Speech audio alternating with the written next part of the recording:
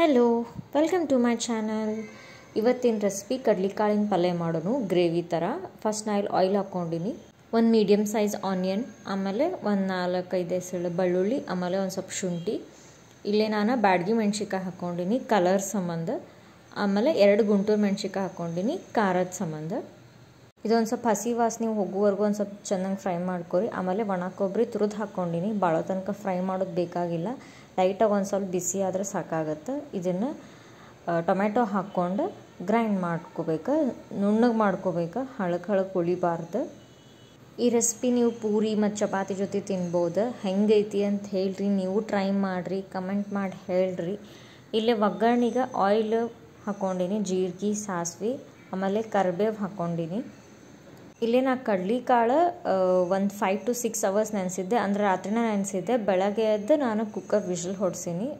ನೋಡ್ತಿರ್ಬೋದು ನೀವು, ಅದು ಎಷ್ಟು ಸಾಫ್ಟಾಗಿ ಸಿಟಿ ಹೊಡಿಬೇಕಂದ್ರೆ ಹಿಂಗೆ ಪ್ರೆಸ್ ಮಾಡಿದ್ರೆ ಅದು ಹಿಂಗೆ ಇದಾಗಬೇಕು, ಅಷ್ಟು ಚೆನ್ನಾಗಿ ಬಾಯ್ಲ್ ಆಗಿರ್ಬೇಕು, ಅಂದ್ರೆ ಪಲ್ಯ ಚಲೋ ಆಗ್ತೈತಿ.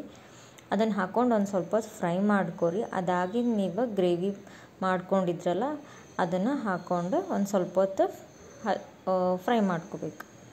ನಾ ಮಾಡೋ ಕುಕ್ಕಿಂಗ್ ವಿಡಿಯೋಸ್ ನಿಮ್ಗೆ ಇಷ್ಟ ಆದರೆ ಪ್ಲೀಸ್ ಲೈಕ್, ಶೇರ್, ಸಬ್ಸ್ಕ್ರೈಬ್ ಮಾಡಿರಿ.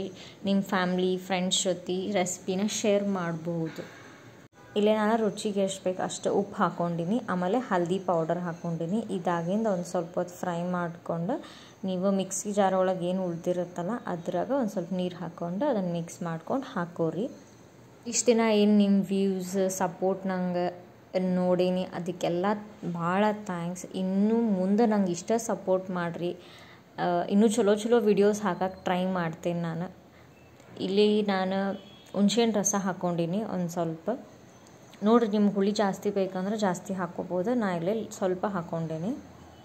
ಅದು ಮಸಾಲ ಒಂದು ಸ್ವಲ್ಪ ಬೇಯಬೇಕು, ಅಂದ್ರೆ ಕಡ್ಲಿಕಾಳು ಜೊತೆ ಹೊಂದ್ಕೋಬೇಕು. ಅದಕ್ಕೆ ಒಂದು ಸ್ವಲ್ಪ ಲಿಡ್ ಕ್ಲೋಸ್ ಮಾಡ್ಕೊಂಡು ಚೆನ್ನಾಗಿ ಬೇಯಿಸ್ಕೊರಿ. ಒಂದು 5 minutes ಬೇಯಿಸ್ಕೊಂಡ್ರೆ ಸಾಕಾಗತ್ತೆ.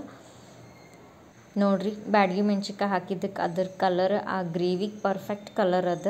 ಆಮೇಲೆ ಕಡ್ಲಿಕಾಳು ಎಲ್ಲ ಬೆಂದವ. ಮ್ಯಾಲೆ ಒಂದು ಸ್ವಲ್ಪ ಕೊತ್ತಂಬರಿ ಹಾಕ್ಕೊಂಡು ಸರ್ವ್ ಮಾಡಿದ್ರೆ ರೆಡಿನೇ ಆಗುತ್ತೆ. ಟ್ರೈ ಮಾಡಿರಿ, ಹೆಂಗೈತೆ ಅಂತ ಹೇಳ್ರಿ, ಕಮೆಂಟ್ ಮಾಡಿರಿ. Thank you. See you in the next vlog.